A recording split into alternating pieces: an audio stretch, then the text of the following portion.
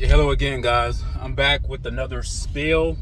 I was thinking after my last video, when I talked about Prime and I was clearly frustrated on the video, as you can see, that I had an epiphany. I had an awakening moment, and I was able to see that a lot of the things that I thought about Colorado and Coach Prime have been wrong. It doesn't mean that I'm against him. It just means now I have to shift my focus and how I support them.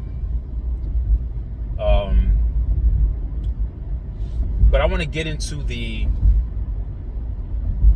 psychological framework of Prime in Colorado. I'm not a psychologist. I'm not licensed, and this is just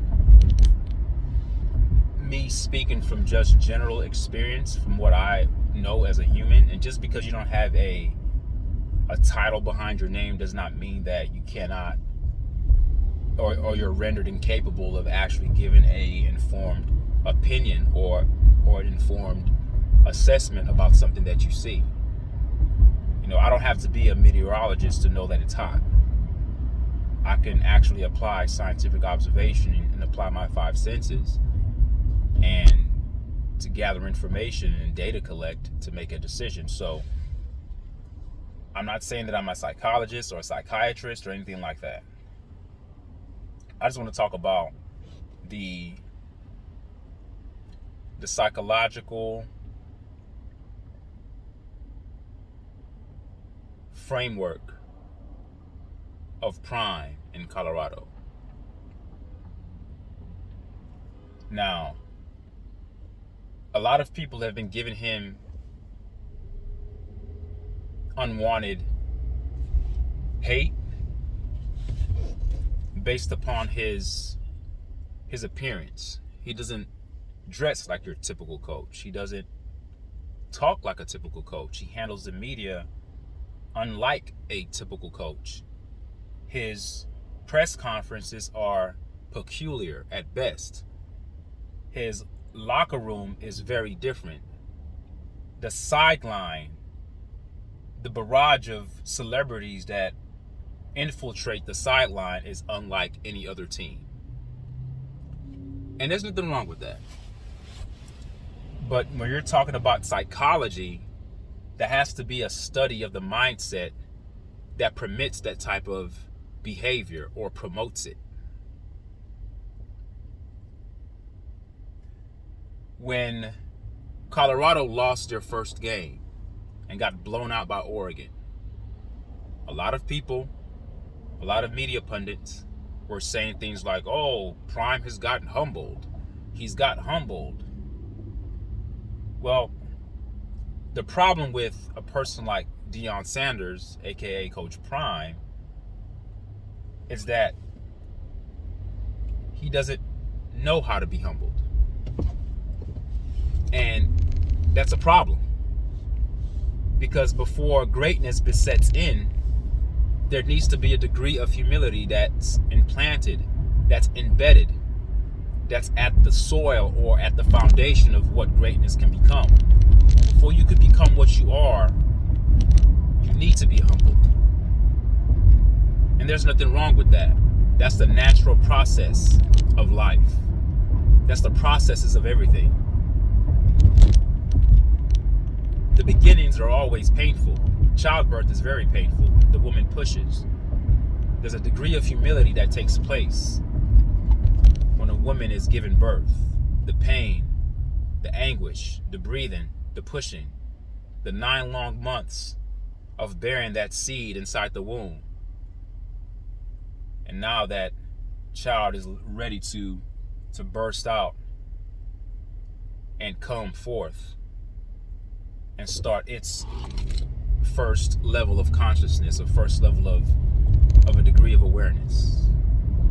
So, Coach Prime, the problem with him is that he cannot be humbled, or he chooses not to be humbled. When you see something that's happening, there's a degree of communication that happens with everything that we experience in life. Be behavior is communication.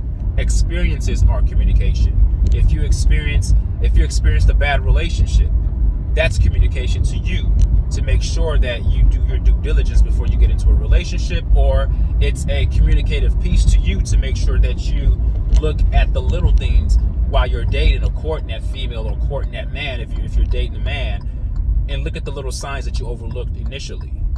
So our experiences in life are teachers. They communicate with us. There's a saying that goes that experience is the best teacher.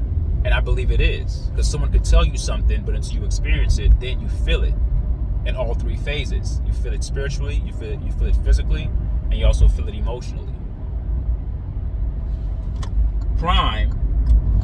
Coach Prime, he cannot be humbled. That's why he continues to leave his son in the game. That's why he continues to run the same offensive plays. That's why he's not humble enough to take the blame for what's going on. Now, he'll say it. Humility is not something you can control. Humility comes on its own terms. Humility, when you think of the word humility, it has a root. When you study the etymological root of that word, it has the base of it is humiliation. There's a degree of humiliation that occurs. Humiliation cannot be measured. Humiliation, you cannot contemplate humiliation, because if you contemplate humiliation, then it's no longer humiliation. Humiliation has to come unseen. It has to be inexplicable. It has to hit you it's like a sucker punch, or it's like walking in front of thousands of people and you slip and fall. You didn't see that coming. If you see humiliation coming, or you see humility coming, it's not humility, it's false humility. And what Coach Prime does is emit false humility. I'm going to tell you what I mean by that. When he says, put it all on me, that's false humility. No. That's false humility, because you're not being detailed. When the reporter asks him a question and says, Coach Prime, is there a reason why you guys are not committing to the run? When Coach Prime responds, he gives a response that's disingenuous. I'm going to tell you what that disingenuous response is and was. He says, oh, well, it's hard for us to run. When we run the ball on first down and now we're behind the sticks and now it's 2nd and 15, it's hard to commit to the run. Well, Coach Prime, you're not talking to idiots. Every now and then, a running back will lose yardage. Is that the reason why you stop running the ball? So, Coach Prime will give an answer and say, put it all on me, and all the coaches will look at themselves in the mirror. The only person that needs to look at themselves in the mirror is Coach Prime, because he's the one that's dictating the type of offensive plays that they run. He's the mastermind behind it. Now, he's not the architect of the plays. He doesn't devise the offensive schemes. But in terms of the approach, in terms of their offensive approach, being overly pass heavy, being an overly pass heavy team, no, that comes from Prime, because that's his son. Another epiphany that I had, which I couldn't understand for the longest, I kept wondering, why is Dylan Edwards getting more reps than all the other running backs? Well, Dylan Edwards is not your traditional running back. He's not built like a traditional running back. He's very fast. He's very elusive. But he's more of a threat if he's in the slot. He's more of a threat to defensive coordinators if he's in the slot. Because if he breaks a couple of tackles, he's going to hit his head on the goalpost, without a doubt.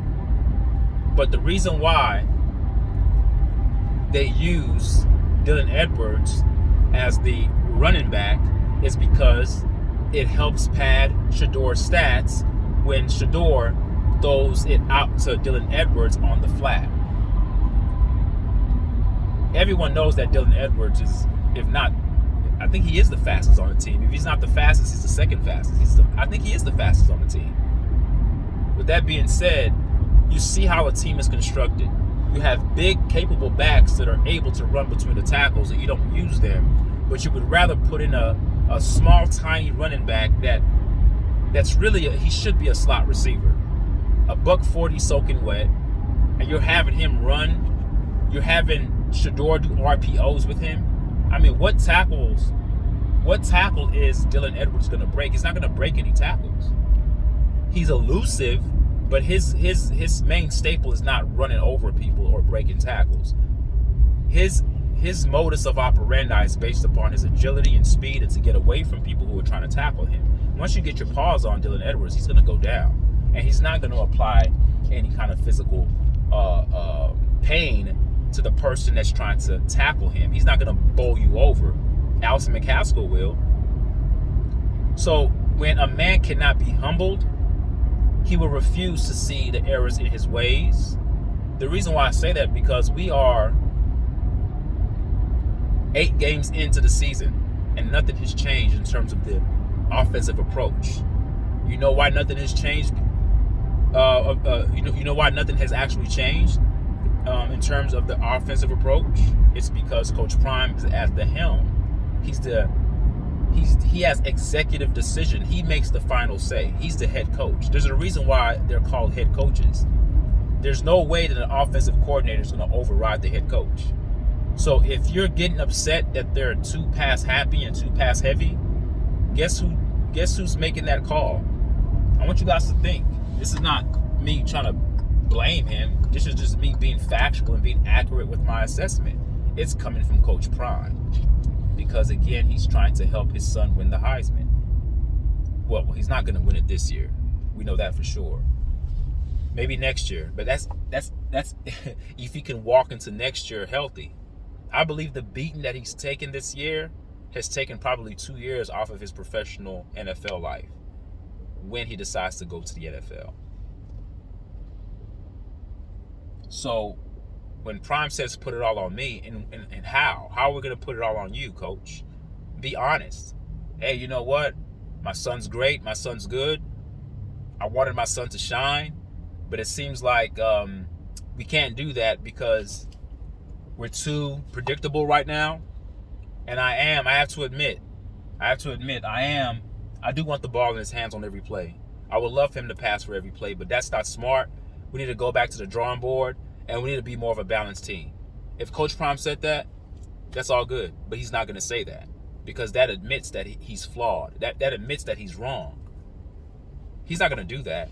What he'll do is just say, oh, it's all on me. I got to get on my coaches. No, your coaches have nothing to do with this. This is all on you, Coach Prime. And this is what disgusts me about the fast rise and fast elevation of our people. It cooks quickly, but burns out real fast. You ever put something on the stove, it cooks quickly, you have to get it off the stove. Like the directions will say, cook no longer than 5 minutes, or cook no longer than 8 minutes, or cook no longer than 3 minutes. And if you go a second over that time, it burns. That's what I like in this Prime effect and this prime era. That's what I see happening. If he doesn't humble himself and correct his ways, this is going to flame out very quickly. And Colorado Buffalo is going to be left hanging. He will leave. He will leave the same way he left Jackson State. And it was nothing wrong. I don't see anything wrong with him leaving Jackson State. I would leave Jackson State. If I had a job promotion that was going to pay me more, you're damn right I'm going to leave. I'm not chastising him or berating him or judging him for that. Every man has to make a decision for themselves to feed themselves and feed their family. I don't care about that. But this idea that people think that he's going to be in Colorado for the long haul and committed to that, he's not. He's committed to himself and he's committed to his sons. And once his son leaves for the NFL, he's not going to be at Colorado very long. If they gave him a 5-year contract, he may just do 3 years of that contract and leave. All right? A guy like him, he's an opportunist, and it's okay. We are all opportunists in a way. But you have to be genuinely committed, not only for your own cause, but the cause of those kids as well. And I understand he's a good motivator. He's trying to make sure that those men are great on the field and off the field. But in terms of the execution of the football team, I think he's doing a very poor job of that. If I can grade Coach Prime, I'll grade him an F for failure. And not because they're 4-4. Even if they were 8-0, I would still think there's something wrong. But you know what? You can't be 8-0 when your offense is so radically imbalanced. And when you're 97% of your plays are pass plays and you're so predictable, you're not. The record is going to show it. The record is the indictment. I don't have to indict Prime of anything. Your record will show it. And if care's not taken, if precaution isn't taken, and they don't fix this issue of being overly pass heavy, they're going to lose out for the rest of the season. I don't see them winning any more games. I don't see it. The only way they can win if the defense wins the game for them. And the defense pretty much almost won the game for them the last game. So the psychological framework of Coach Prime is a man that cannot be humbled because he chooses not to be humble. Because if he chose to be humbled, he would have stopped doing what he was doing 3-4 games into the season. Oh, you just thought you were going to just walk into Colorado and go bombs away and have your son just win the Heisman without even committing a little bit to the run? I mean, for crying out loud, Prime, I mean, the arrogance. You played in the NFL. Even the great passing teams had some semblance of a running game. The greatest show on turf, they ran the ball. Marshall Faulk. As much as we talk about Peyton Manning being a great quarterback, he had Eldrin James. He had running backs. John Elway, he had running backs. You have running backs, Coach Prime. You're not using them. So I don't know what the hell got into your head. You just thought you were going to come into Colorado and just pad the stats of your son and have him hailed as a Heisman. Then what? Alton McCaskill, I heard that he redshirted, which is horrible. But actually, it's good for him. He'll gain an extra year of eligibility to play. And he needs to transfer. He needs to hit the portal and go to a team that's going to use him for his talents. He should have went to USC. Cormani needs to leave. And I think his name is AJ Hill, the 2024, 2025 prospect, the recruit that's coming after Shedeur leaves, he needs to be very careful because Coach Prime may not be there long after his son leaves. So be mindful of that. Be mindful. Yeah. So when a person can't be humbled, they repeatedly make the same mistakes over and over again. It's the prequel to insanity. It's the prequel to mental illness. That's how mental illness occurs. But then it's covered up. The mental illness is covered up by grandiose advertisement of oneself. So the bling bling, the rhetoric, the verbiage, the dancing, the music is all a show. It's all entertainment. It's all amuse. The term amuse means not. A means not, muse means think. It's all amusement to pull away from the thinking faculties that we have when we actually focus on using the left part of our brain. So we no longer use the left part of our brain. We're all enthralled by the emotional appeal that's given off by Prime and his team. That's why we can't get enough of it. That's why we have to look at well-off media. It's a show. It's entertainment. It's not about wins and losses. It's not about football. It's about Coach Prime and his brand. It's about Coach Prime and his brand. And that's okay. I just want you guys to know what you're watching. This is not normal football. This is entertainment, and it's a branding thing. It's a money thing. Coach Prime is just making it more prominent. Every team does it, but not to the degree that Colorado does it. So a man who can't be humbled is a dangerous man, because he's not listening to the God he says he serves. God is a frequency, folks. It's not some man in the sky waving a wand. There are messages that are given to us every day. We see certain things, we get messages. We have to listen to those messages. And sometimes those messages are put there to humble us. When your son is getting beat down and getting hit after hit after hit, I mean, he has to be the most sacked quarterback in college football. I'm going to look that up and see. But for your son to be taking so much hits, and yet you're still arrogant and bullheaded, and you continue to do the same thing, expecting a different result, Don't we call that insanity?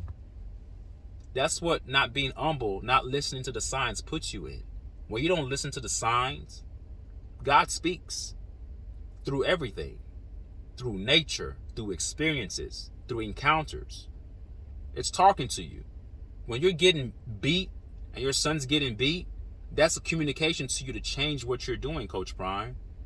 Humble yourself and realize that it's not because your offensive line is horrible. It's because your mindset is horrible. You think that an offensive line it's already not the strongest part of your team, but you're going to put extra stress on a weakness of your team to pass block on 97% of your plays? Are you kidding me? It was your fault, Prime, that you guys lost to Stanford. You know why? Because when your team was up 29-0 at halftime and Shedeur was passing for touchdowns, he looked good, you wanted to make sure that you guys came out in the second half and kept passing to pad his stats. Because I kept thinking, why is a team who's up 29 points still throwing the ball at halftime? Kill the clock. Keep running the football. Put the pressure on Stanford. And you guys, don't take my word for it. Go back and look at the statistics of the Colorado and Stanford game. And you tell me who ran the ball more. Stanford did. You know why that's a big deal? Because Stanford was the one getting blown out. Why do they have more running plays than the team that was actually winning? It should be the other way around. When a team is blowing out the team that's actually winning starts to run the ball to kill the clock, to keep the ball away from the other team. The objective here is to give the other team less possessions. That's the way it's supposed to work. Not Coach Prime. Because when you can't humble yourself and you're too arrogant, then you feel like we're going to keep doing this.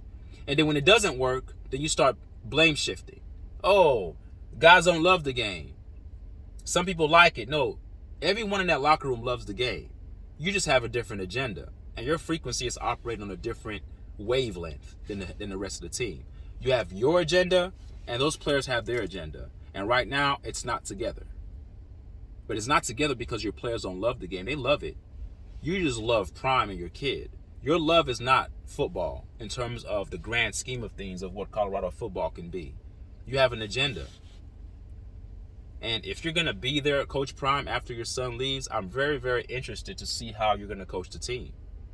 Are you going to have the same love because your son's not there? Now, you say you love the youth. And I remember I often hear, if you listen to some of the talks that Shannon Sharp has had, whether he was on Undisputed before he left there or even on First Take, he always mentions this. He says, he says this all the time. He even says this in front of in the face of Coach Prime. He says, Coach Prime, I don't see how you do it.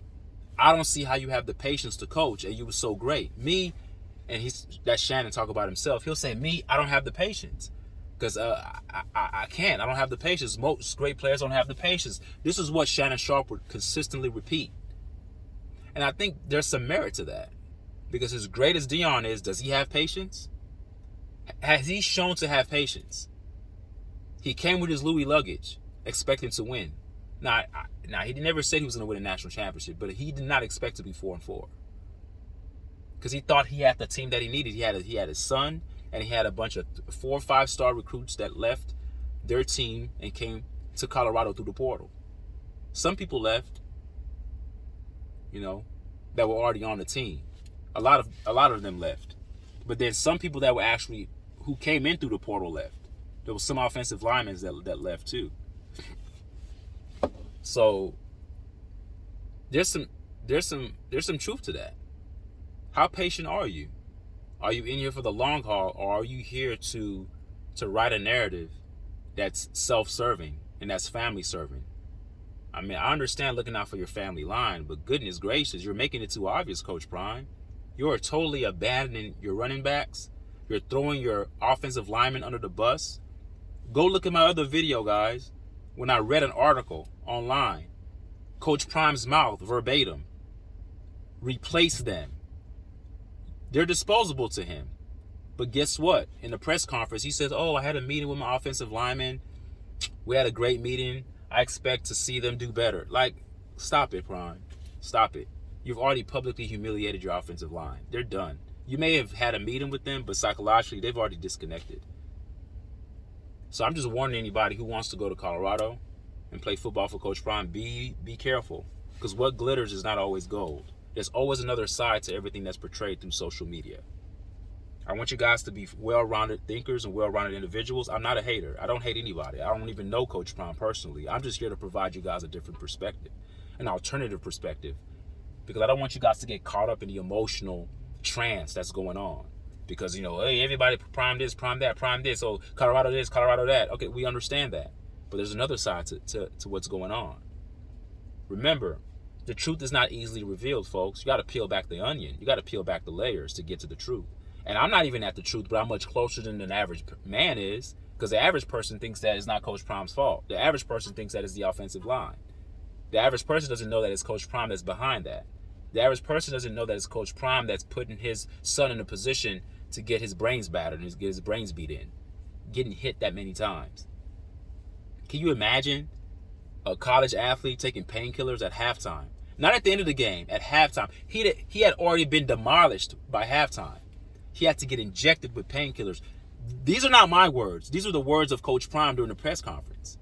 That he comes back in the game after halftime, plays. The game is totally out of reach by now. Totally out of reach. Like 28 to 9.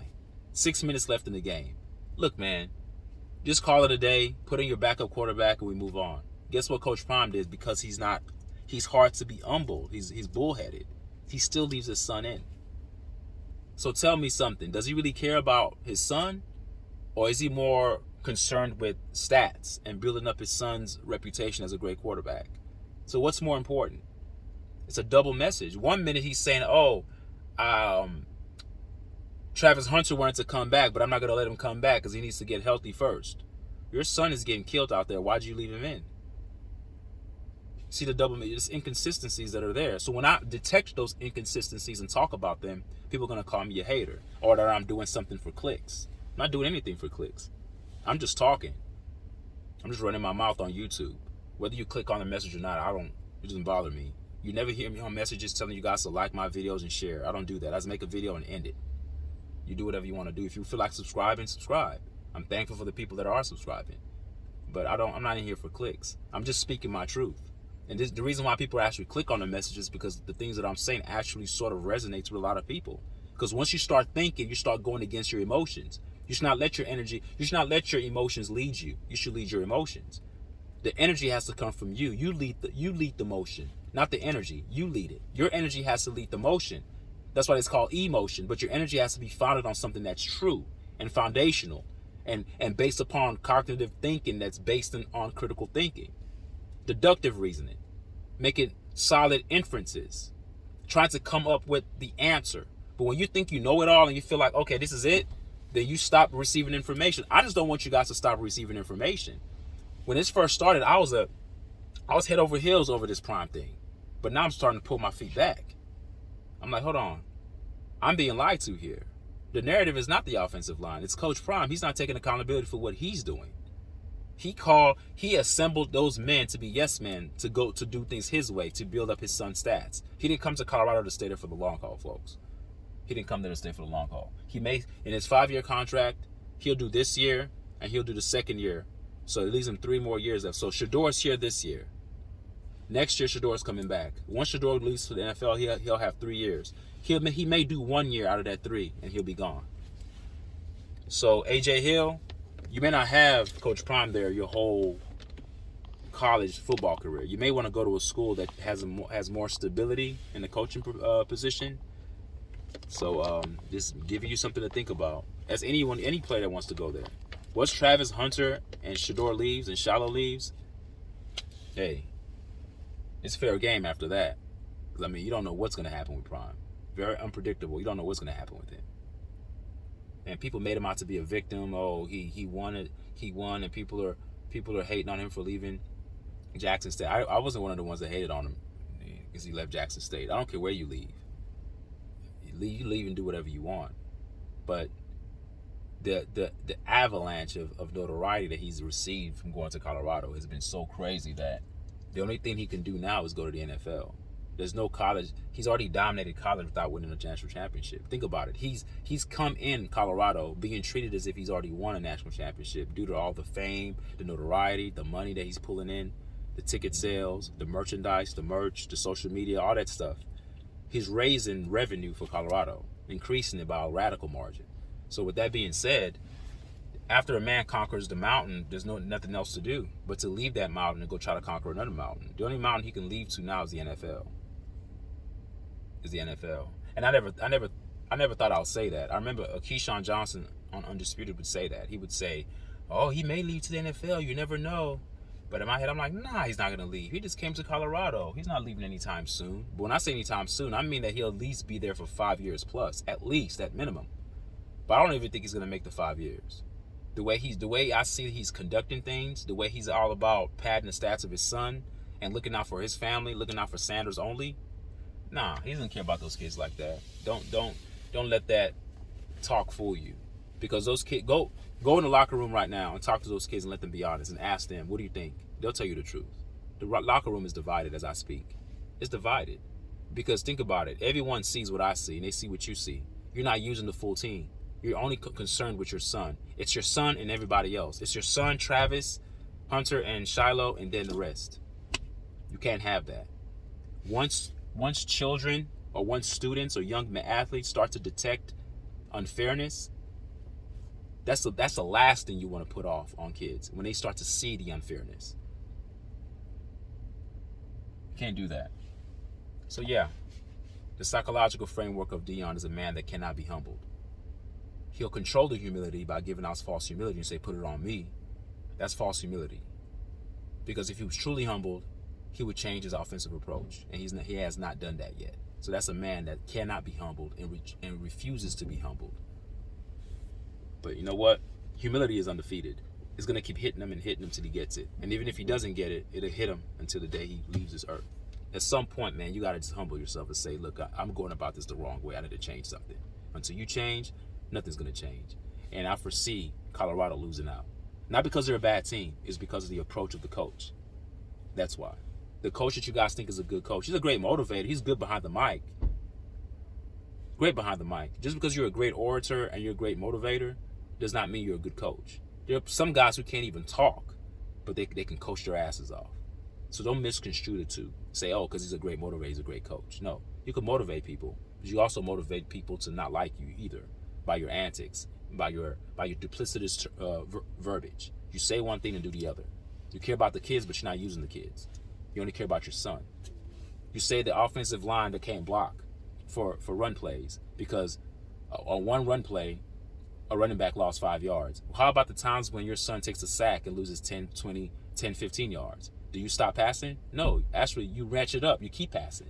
So that's disingenuous right there. But you know what? You can say that because people who don't know any better would blame the offensive coordinator. But they don't know that the offensive coordinator is doing exactly what you want him to do, Coach Brian. All right, I'm out, guys. I'll see you guys again. Bye.